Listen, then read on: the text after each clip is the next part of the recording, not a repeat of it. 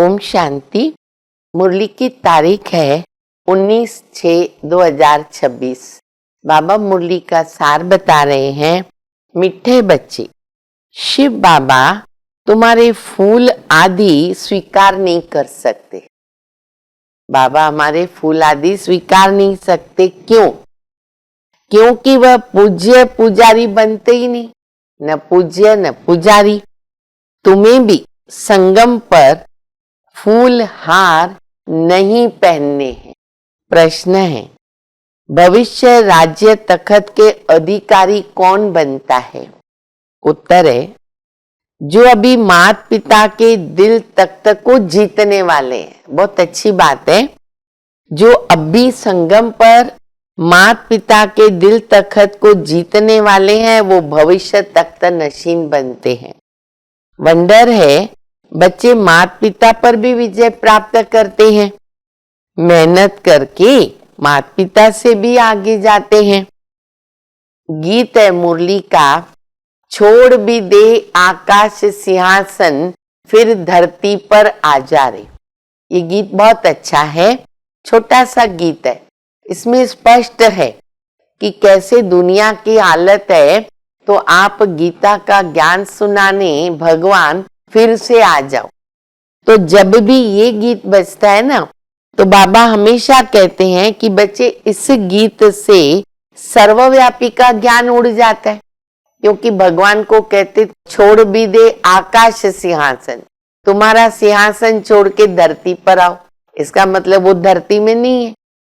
तो ये जो गीत है वो सर्वव्यापी का ज्ञान उड़ा देता है।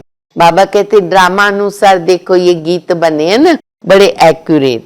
मैं तो साधारण तन में आता हूँ, प्रवेश करता हूँ और तुम बच्चों को सारी सृष्टि का आदि मध्य अंत का ज्ञान देता हूँ।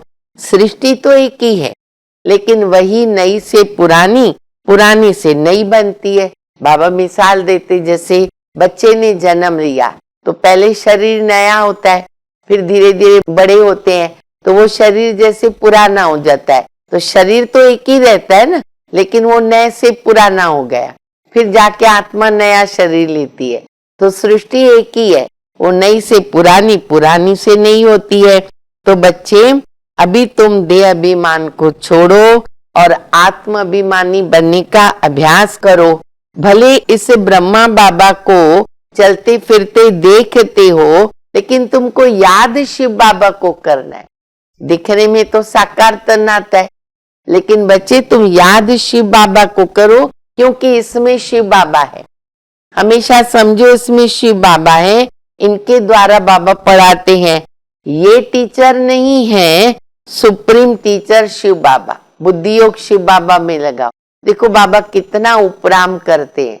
तो जब ब्रह्मा बाबा को याद नहीं करते तो किसी देहधारी को तो प्रश्न ही नहीं है। तो बाबा कहते हैं ये ब्रह्मा बाबा की आत्मा भी किसको याद करती है? शिव बाबा को याद करती है। फिर दूसरी बात बाबा बता रहे, बाबा को न बच्चे कहते हम हार पहनावे, तो बाबा कहते इनको पहनाएंगे ब्रह्मा बाबा को, दिखने में तो वो आता है, तो तुम्हारा बुद्धि योग क्या होगा? ब्रह्मा बाबा में चला जाएगा। तो बाबा फूल स्वीकार ही नहीं करते हैं।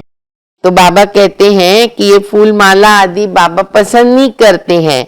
न मैं तो पुजारी बनता, न मैं पूज्य बनता हूँ, मैं न हार पहनना न पहनाता हूँ। हम क्यों फूलों को स्वीकार करें? बहुत अच्छी बात बाबा कहते तुम भी स्वीकार नहीं कर सकते हो कायदे अनुसार अभी संगम पर। क्यों? ये केवल देवताओं का हक है, जिनकी शरीर और आत्मा दोनों पवित्र है, तो उनको पूरा हक है स्वीकार करने का।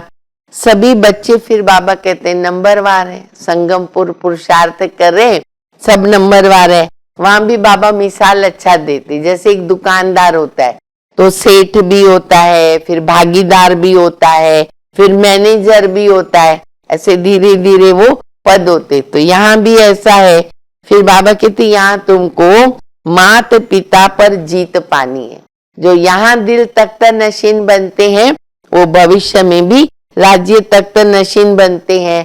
फिर सत्युग की बात बाबा बता रहे, वहां स्वयंवर कैसे होता है, ड्रेस आदि क्या पहनते हैं।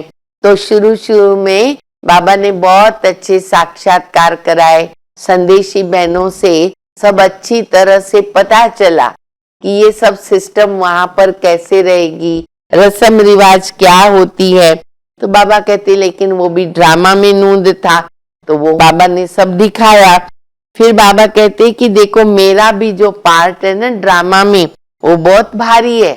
देखो भक्ति में भी बैठ करके मैं कितना काम करता हूँ। तुम बच्चों का ध्यान देना, साक्षात्कार कराना, अल्पकाल का फल देना, बाकी नीचे तो कल्प में मैं एक ही बार आता हूँ। तो बाबा बाप भी है, टीचर भी है, सतगुरु भी है। लौकिक में जो बाप है वो टीचर हो सकता है लेकिन गुरु नहीं होता। जैसे बाबा ने अपना मिसाल दिया कि ब्रह्मा बाबा का जो लौकिक पिताजी थे ना, वो भी स्कूल में टीचर थे। तो बाबा कहते बच्चे ये बात हो सकती है, और अभी तुम बाबा से पढ़ रहे हो तो तुम हो गॉडली स्टूडेंट। हमेशा अपने को गॉडली स्टूडेंट समझो। देखो बाबा कितना मीठा है, तो तुम बच्चों को भी ऐसा मीठा बनना है। मीठी चीज तो बहुत याद आती है ना। फिर आशुक माशुक होते, वो भी कितना प्यार से एक दो को याद करते हैं। फिर बाबा कहते मैं धोबी भी हूँ, लक्ष्य सोप है, उनसे मैं तुम सभी को साफ करता हूँ। इसलिए कहावत है मुंह तो पलीती कपड़ धोए। बाकी तो ये ड्रामा हुबहू रिपीट होता है। ड्रामा में पंछी उड़ गया, पतंग उड़ रहा है, मक्खी उड़ गई, फिर कल्प के बाद हुबहू वो ड्रामा रिपीट होगा। इतना ड्रामा में पक्का रहना है। अच्छा अभी हम सुनते धारणा के लिए मुख्य सार। बाबा के दिल रूपी तखत पर जीत पाने का पुरुषार्थ करना है। परिवार में ट्रस्टी होकर रहकर प्यार से सबको चलाना है, मोह जीत बनना है। दूसरा, योग बल से आत्मा को स्वच्छ बनाना है।